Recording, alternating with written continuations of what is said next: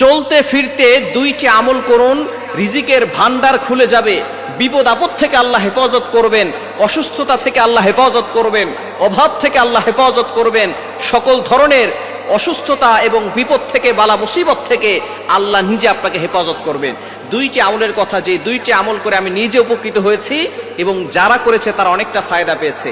এক নম্বর আমল হচ্ছে ইস্তেগফারের আমল। আপনি যত বেশি পারবেন তত বেশি ইস্তেগফার করবেন। এই ইস্তেগফারের ব্যাপারে আল্লাহ পাক রব্বুল আলামিন নিজে বলে দিয়েছেন।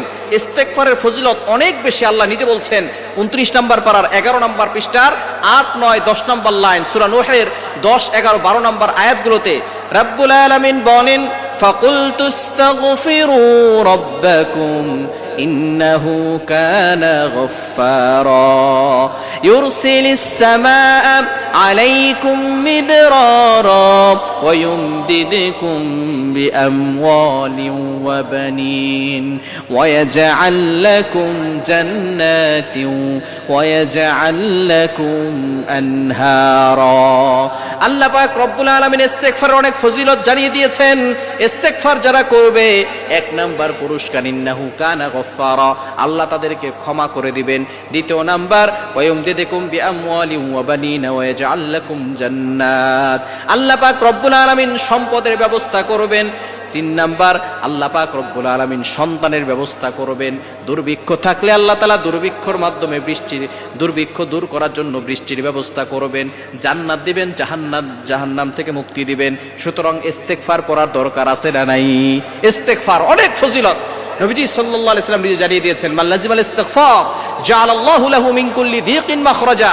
যে ব্যক্তি ইস্তেগফারের সাথে আঠার মতো লেগে থাকে, আল্লাহ পাক রব্বুল আলামিন তাকে দুর্ঘটনা, অ্যাক্সিডেন্ট থেকে আল্লাহ তাআলা তাকে হেফাজত করেন। ওয়া মিন কুল্লি হাম্মিন ফারাজা, আল্লাহ পাক রব্বুল আলামিন টেনশন, দুশ্চিন্তা, ডিপ্রেশন থেকে মুক্তির ব্যবস্থা করে দেন। ওয়া ইয়ারযুকহু মিন হাইথু লা ইয়াহতাসিব, আল্লাহ পাক রব্বুল আলামিন তাকে বেহিসাব রিজিক দান করেন। সুতরাং ইস্তেগফার আমল করার দরকার আছে না নাই? আল্লাহ তাআলা গুনাহ মাফ করবেন, জান্নাত দিবেন, জাহান্নাম থেকে মুক্তি দিবেন, সম্পদ দিবেন, সন্তান দিবেন, দুর্ভিক্ষ থেকে মুক্তি দিবেন, টেনশন দূর করবেন, অভাব দূর করবেন, বিপদ থেকে হেফাজত করবেন। সুতরাং এই ইস্তেগফার পড়ার দরকার আছে না নাই? ইস্তেগফার আস্তাগফিরুল্লাহ আস্তাগফিরুল্লাহ এতটুকু পড়তে পারেন, কোনো সমস্যা নাই।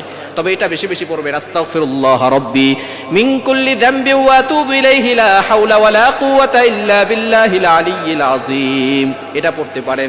অথবা সাইয়্যিদুল ইস্তেগফার, ইস্তেগফারের সরদার আছে, বুখারী শরীফের হাদিস।